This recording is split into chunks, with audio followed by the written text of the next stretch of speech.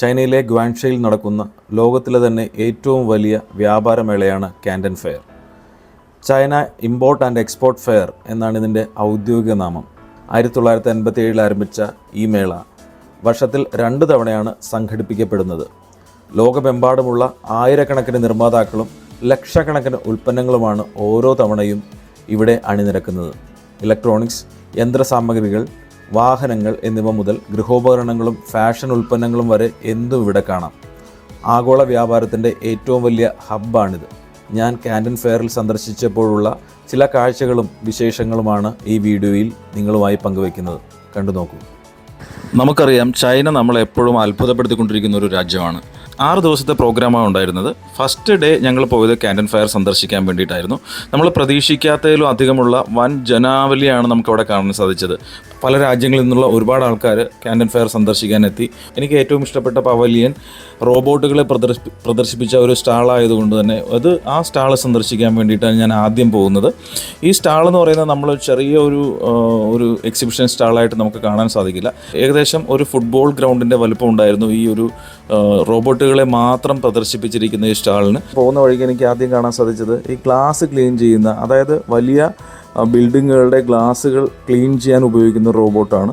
ഞാൻ ആദ്യമായിട്ടാണ് ഇങ്ങനെ ഒരു റോബോട്ട് കാണുന്നത്. ഇത് ഗ്ലാസ്സിൽ ഫിക്സ് ചെയ്ത് കഴിഞ്ഞാൽ ഇത് ഓട്ടോമാറ്റിക്കലി ഗ്ലാസിൻ്റെ എല്ലാ വശങ്ങളിലും, ഫ്രെയിമിൻ്റെ എല്ലാ വശങ്ങളിലും കയറി ആ ഗ്ലാസ് ക്ലീൻ ചെയ്ത് വളരെ ഭംഗിയാക്കുന്ന ഒരു കാഴ്ചയാണ് നമുക്ക് കാണാൻ സാധിക്കുന്നത്. പിന്നെ എനിക്ക് കാണാൻ സാധിച്ചത് ഈ കുഞ്ഞൻ റോബോട്ടുകളാണ്. നമ്മുടെ പട്ടിക്കുട്ടിയുടെയൊക്കെ ഷേപ്പിലുള്ള, നമ്മളെ നോക്കുമ്പോഴും അല്ലെങ്കിൽ നമ്മൾ സംസാരിക്കുമ്പോഴും അതിൻ്റെ അനുസരിച്ച് തലയാട്ടുകയും കണ്ണ് അടയ്ക്കുകയും വാലാട്ടുകയൊക്കെ ചെയ്യുന്ന കുഞ്ഞ് റോബോട്ടുകൾ.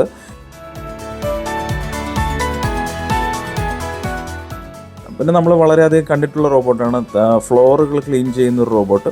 ഈ റോബോട്ടിനെ സംബന്ധിച്ചിടത്തോളം നമ്മൾ വളരെ ചെറിയൊരു റൗണ്ടിലുള്ള റോബോട്ടാണ് നമ്മൾ കണ്ടുള്ളത്. പക്ഷേ ഈ മോളും അതുപോലെയുള്ള വലിയ ഏരിയയിലും കൊമേഴ്ഷ്യൽ ഏരിയയിലും ഹോസ്പിറ്റലുകളും ഹോട്ടലുകളൊക്കെ ക്ലീൻ ചെയ്യാൻ പറ്റുന്ന AI ബേസ്ഡ് ആയിട്ടുള്ള റോബോട്ടാണിത്. ഇത് ഓട്ടോമാറ്റിക്കലി ക്ലീൻ ചെയ്തതിന് ശേഷം അത് അതിൻ്റേതായിട്ട് ഡോക്കിലേക്ക് പോയി ഓട്ടോമാറ്റിക്കലി സെറ്റ് ചെയ്യും.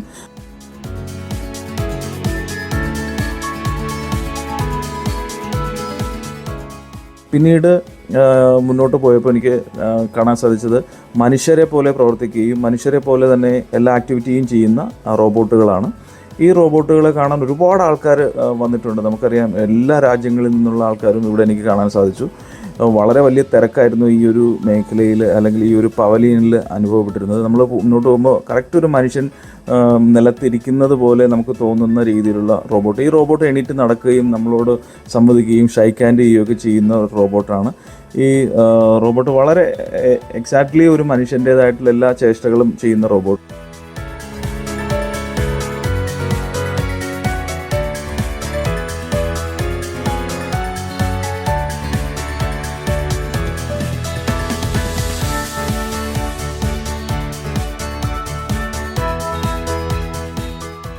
ആ പവലിൽ തന്നെ കാണാൻ പറ്റുന്ന മറ്റൊരു കാര്യമാണ് ഒരു വണ്ടിയുടെ ചക്രം പോലെ തോന്നിക്കുന്ന രീതിയിലുള്ള ആ ഷേപ്പിലുള്ള റോബോട്ട്. പക്ഷേ ഈ റോബോട്ട് ഇതൊരു വളരെ പ്രത്യേകതയുള്ള റോബോട്ടാണ്.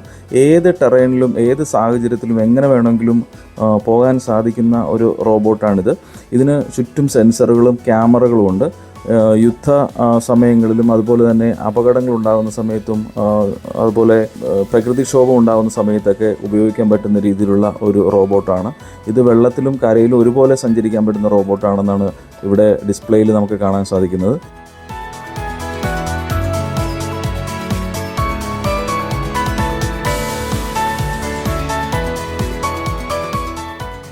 ഇത് വെള്ളത്തിലൂടെ വളരെ അനായാസമായി നീന്തി കരയിലേക്ക് കയറുവാനും അതുപോലെ തന്നെ ഒരാൾ വെള്ളത്തിൽ പെട്ട് കഴിഞ്ഞാൽ അവർക്ക് ആവശ്യമുള്ള സഹായങ്ങൾ എത്തിക്കാനും അതുപോലെ തന്നെ പ്രകൃതിക്ഷോഭവും മണ്ണിടിച്ചിൽ പോലെയുള്ള സ്ഥലങ്ങളിലേക്ക് ഇത് കയറി ചെന്നുകൊണ്ട് അപകടമില്ലാത്ത രീതിയിൽ അവിടുത്തെ കാര്യങ്ങൾ നമ്മളെ അറിയിക്കാനും ഒക്കെ ഉപയോഗിക്കുന്ന രീതിയിലുള്ള ഒരു റോബോട്ടാണിത്.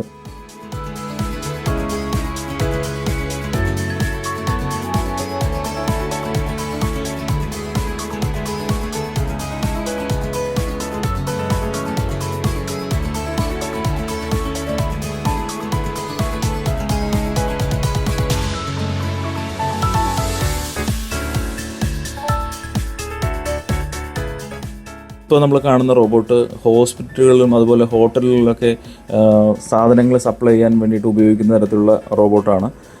ഈ റോബോട്ട് നമുക്കിപ്പോൾ ഭക്ഷണമാണെങ്കിലും മരുന്നാണെങ്കിലും എടുത്ത് നമുക്ക് തരികയും ബാക്കിയുള്ള കാര്യങ്ങളെല്ലാം കറക്റ്റ് റാക്കിൽ അടുക്കി വയ്ക്കാൻ സാധിക്കുന്ന രീതിയിലുള്ള റോബോട്ടാണ്. കണ്ടോ, വളരെ ചെറിയ കുനിഞ്ഞ് ആ ട്രേ ആ റാക്കിലേക്ക് അത് കറക്റ്റായിട്ട് കയറ്റി വയ്ക്കുന്നു. അപ്പോൾ ഈ രീതിയിലൊരു മനുഷ്യൻ ചെയ്യുന്ന എല്ലാ പ്രവൃത്തികളും ഇനി മുതൽ റോബോട്ടുകൾ ചെയ്യാൻ സാധ്യതയുണ്ടെന്നതൊക്കെ കാണുമ്പോൾ നമുക്ക് തോന്നിപ്പോവുകയാണ്. ഇത് ഒരു റോബോട്ട് വെള്ളം സർവ് ചെയ്യുന്നതാണ് കാണിക്കുന്നത്. ഇപ്പോൾ അപ്പുറത്ത് പോയിട്ട് അത് കറക്റ്റ് ഒരു വെള്ളം കയ്യിലെടുക്കുന്നുണ്ട്. ആ വെള്ളക്കുപ്പി കയ്യിൽ നിന്ന് എടുത്ത് അത് കറക്റ്റ് ടേബിളിൽ കൊണ്ടുവന്ന് വയ്ക്കുന്നു. വളരെ ആക്യുറേറ്റ് ആയിട്ട് ആ വെള്ളക്കുപ്പി കയ്യിലേക്ക് എടുക്കുന്നു. അതിനുശേഷം അത് തിരിച്ച് ഏത് ടേബിളിലാണോ സർവ് ചെയ്യേണ്ടത് ആ ടേബിളിലേക്ക് അത് കൊണ്ടുവന്ന് വെക്കുന്നതായിട്ട് നമുക്ക് കാണാൻ സാധിക്കും. ഭക്ഷണമൊക്കെ ഇനി ഹോട്ടലുകളിലും മറ്റും സർവ് ചെയ്യുന്നത് ഇതുപോലുള്ള റോബോട്ടുകളാവാനുള്ള സാധ്യത വളരെ കൂടുതലാണ്.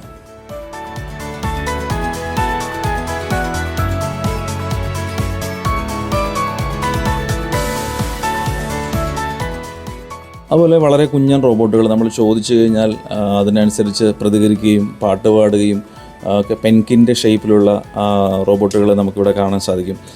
ഈ റോബോട്ടുകൾ ചെറിയ രീതിയിൽ ചലിക്കുകയും ചെയ്യും. അതുപോലെ തന്നെ കൂടുതലായിട്ടും നമ്മൾ ചോദിക്കുന്ന കാര്യങ്ങൾക്ക് അത് പ്രതികരിക്കുകയും ചെയ്യുന്നതായിട്ട് നമുക്ക് കാണാൻ സാധിക്കും ഇവിടെ.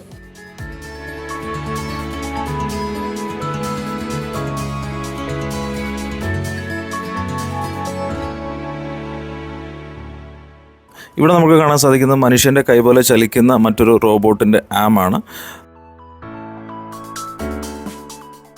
മനുഷ്യൻ്റെ കൈ ചലിക്കുന്ന അത്രയും ആക്യുറേറ്റ് ആയിട്ട് നമുക്ക് ഇതിൻ്റെ ഈ റോബോട്ടിക് ആമും ചലിപ്പിക്കാൻ സാധിക്കും.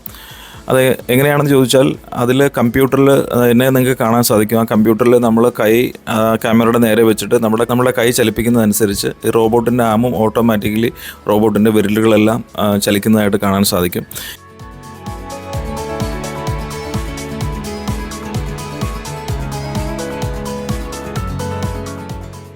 ഇതൊരുപാട് ആൾക്കാർക്ക് പ്രയോജനം ചെയ്യുന്നൊരു കണ്ടുപിടുത്തമാണ്. കൈയില്ലാത്ത ആൾക്കാർക്കും സുഖം ചലിപ്പിക്കാൻ പറ്റാത്ത ആൾക്കാർക്കും ഒക്കെ ഇത് ഒരു എക്സ്ട്രാ ഒരു ആമായിട്ട് പ്രവർത്തിക്കുന്ന രീതിയിൽ ഇത് ഉപയോഗിക്കാൻ സാധിക്കും.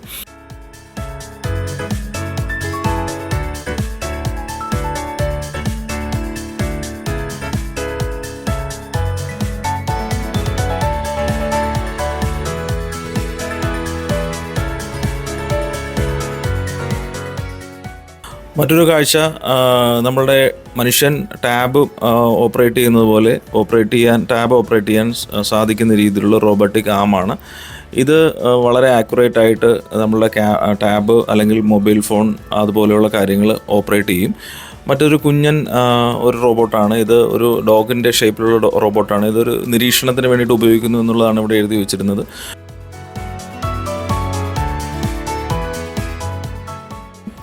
അതുപോലെ തന്നെ ഡോഗ് കാണിക്കുന്ന രീതിയിലുള്ള എല്ലാ കാര്യങ്ങളും ഇത് കാണിക്കും. കൈ ഇങ്ങനെ വെച്ചു കൊടുത്താൽ നമുക്ക് ഹാൻഡ് ഷേക്ക് ചെയ്യും ഈ ഒരു റോബോട്ട്. അതുപോലെ തന്നെ പല അഭ്യാസങ്ങളും ഈ റോബോട്ട് കൊണ്ട് ഇവർ കാണിക്കുന്നത് കണ്ടു. നമ്മളൊരു ഡോഗ് ഇരിക്കുന്നത് പോലെ നടക്കുന്ന പോലെയൊക്കെ ഇത് ചെയ്യുന്നതായിട്ട് കണ്ടു. നമ്മളുടെ പ്രഭുദേവയൊക്കെ നൃത്തം ചെയ്യുന്നത് പോലെ വളരെ മനോഹരമായിട്ട് നൃത്തം ചെയ്യുന്ന ഒരു റോബോട്ടിനെയാണ് നമുക്ക് കാണാൻ സാധിക്കുന്നത്. ദൂരെ നിന്ന് കണ്ടാൽ ഇതൊരു കുട്ടി ഡാൻസ് ചെയ്യുന്നത് പോലെ തന്നെ തോന്നുന്ന രീതിയിലുള്ള ആ ഒരു കൈയും കാലും ഒക്കെ ചലിപ്പിക്കുന്നത് അത്ര ആക്യുറേറ്റ് ആയിട്ടാണ് മനുഷ്യൻ ചെയ്യുന്നത് പോലെ തന്നെ ഇത് വളരെ ആക്യുറേറ്റ് ആയിട്ട് ഡാൻസ് ചെയ്യുന്നു. അതുപോലെ തന്നെ പാട്ട് ചേഞ്ച് ചെയ്യുന്നതനുസരിച്ച് ഇതിൻ്റെ ഡാൻസൊക്കെ വ്യത്യാസം വരുന്നുണ്ട്.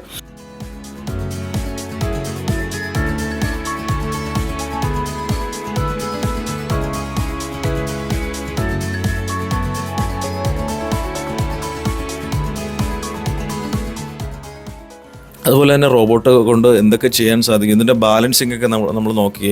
പണ്ട് റോബോട്ടൊക്കെ നടക്കുമ്പോഴൊക്കെ വളരെ ബാലൻസിങ് അഡ്ജസ്റ്റ് ചെയ്തിട്ടൊക്കെ നടക്കുന്നതായിട്ട് കാണാൻ സാധിക്കും. ഇതൊരു ശരിക്കും ഒരു മനുഷ്യൻ ചെയ്യുന്നത് പോലെ തന്നെ അല്ലെങ്കിൽ ബാലൻസ് ചെയ്യുന്നത് പോലെ തന്നെയാണ് ഇവർ ഈ റോബോട്ട് ബാലൻസ് ചെയ്യുന്നത്. മനുഷ്യനോട് വളരെയധികം സാദൃശ്യമുള്ള റോബോട്ട് നടക്കുന്നതൊക്കെ കറക്റ്റ് മനുഷ്യൻ നടക്കുന്നത് പോലെ തന്നെയാണ് ഈ റോബോട്ട് നടക്കുന്നതും ഡാൻസ് ചെയ്യുന്നതൊക്കെ.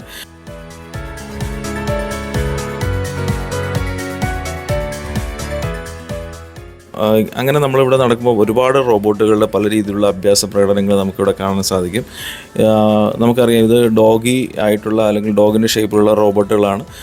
പല രീതിയിലുള്ള നിരീക്ഷണങ്ങൾക്കും ഇത് ഉപയോഗിക്കാൻ സാധിക്കും. മിലിറ്ററി ആവശ്യങ്ങൾക്കും അപകടം നടക്കുന്ന സമയത്തും ദുരന്തങ്ങൾ ഉണ്ടാകുന്ന സമയത്തുമൊക്കെ ഇതുപോലുള്ള റോബോട്ടുകളെ അയച്ചുകൊണ്ട് നമുക്ക് നിരീക്ഷിക്കാനും അതുപോലെ തന്നെ മനുഷ്യന് കയറി ചെല്ലാൻ പറ്റാത്ത ഏരിയയിലൊക്കെ ഇതുപോലെ റോബോട്ടുകളൊക്കെ കയറി ചെന്ന് നിരീക്ഷിക്കാനും ഒക്കെ അവിടെ ആരെങ്കിലും കുടുങ്ങിക്കിടപ്പുണ്ടോ അങ്ങനെയുള്ള കാര്യങ്ങളൊക്കെ നോക്കാൻ വേണ്ടിയിട്ട് ഇതുപോലുള്ള റോബോട്ടുകളൊക്കെ ഉപയോഗിക്കാൻ സാധിക്കും. ഇത് മറ്റൊരു കാഴ്ചയാണ്. ഇത് കമ്പ്യൂട്ടറാണ് ഈ കാണുന്നത്. ഒരു ടേബിൾ ലാമ്പ് പോലെ തോന്നിക്കുന്നത് കമ്പ്യൂട്ടറിൻ്റെ ഒരു പ്രോസസ്സറാണ്. അതുപോലെ തന്നെ ആ കമ്പ്യൂട്ടറിൽ നിന്നൊരു ലൈറ്റ് നമ്മൾ ഡെസ്കിലേക്ക് അടിക്കുമ്പോൾ ആ ഡെസ്ക് ഒരു സ്ക്രീനായിട്ട് മാറുകയാണ് ചെയ്യുന്നത്. ആ ഡെസ്കിൽ നമ്മൾ തൊടുന്നതനുസരിച്ച് കമ്പ്യൂട്ടറിൻ്റെ സ്ക്രീനിൽ അല്ലെങ്കിൽ ടാബിൻ്റെ സ്ക്രീനിൽ മാറുന്ന രീതിയിൽ നമുക്ക് കാണാൻ സാധിക്കും.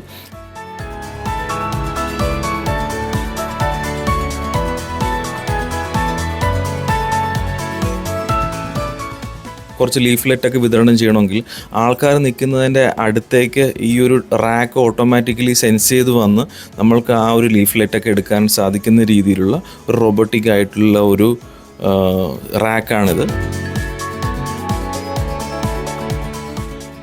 ഇത് കാണുന്ന ഒരു ഡംബൽ ഉയർത്താൻ സാധിക്കുന്ന രീതിയിലുള്ള അത്രയും അധികം വെയിറ്റ് ഹോൾഡ് ചെയ്യാൻ സാധിക്കുന്ന മറ്റൊരു റോബോട്ടിക് ആമാണ്.